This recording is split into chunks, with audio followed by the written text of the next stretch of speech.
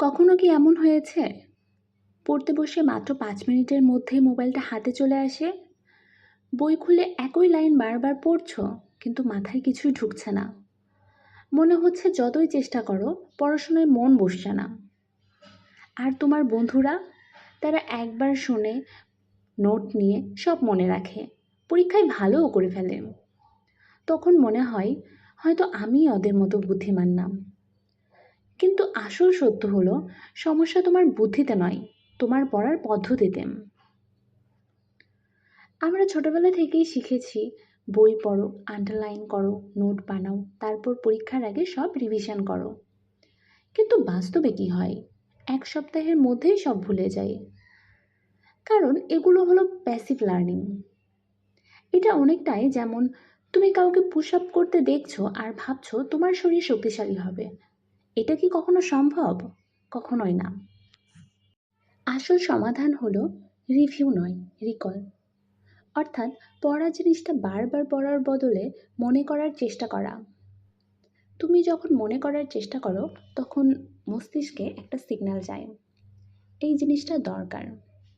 তুমি ভুল করলেও সমস্যা নেই, বরং ভুল করার মাধ্যমেই শেখা আরও শক্ত হয়।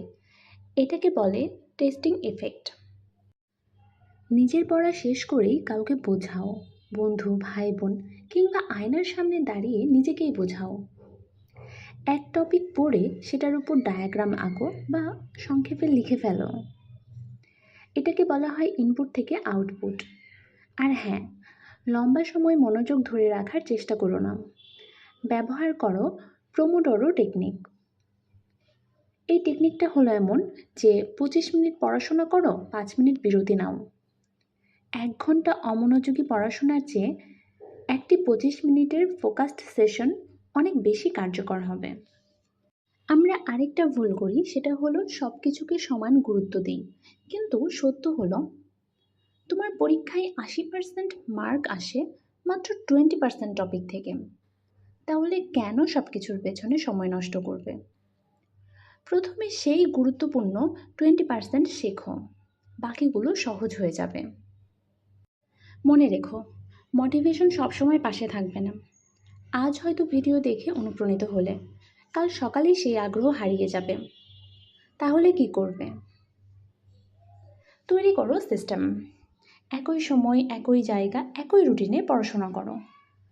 এটা তোমাকে ধারাবাহিকতা দেবে, আর এই ধারাবাহিকতাই সফলতার মূল চাবিকাঠি। তুমি এখন থেকে শুধু পড়তে চেষ্টা করবে না, তুমি হবে একজন দ্রুত শিখতে পারা মানুষ। প্রতিটি রিকল, প্রত্যেকটি ছোট্ট অনুশীলন, প্রতিটি ব্যর্থ চেষ্টা, সব মিলিয়ে তোমার পরিচয় তৈরি করবে। আজ থেকে তুমি শুধু ছাত্র নও, তুমি নিজেই নিজের শিক্ষক। আর যখন এভাবে পড়াশোনা শুরু করবে, তখন শুধু পরীক্ষায় পাশ করবে না, তুমি হয়ে উঠবে একজন যে জীবনে সব কিছু দ্রুত শিখতে পারে। মনে রেখো, শেখা মানে বেশি সময় নয়, বরং সঠিক পদ্ধতি। আজ থেকে নতুনভাবে পড়া শুরু করো, কারণ তোমার ভবিষ্যৎ, তোমার সাফল্য, তুমি যতটা ফোকাস দেবে ততটাই উজ্জ্বল হবে।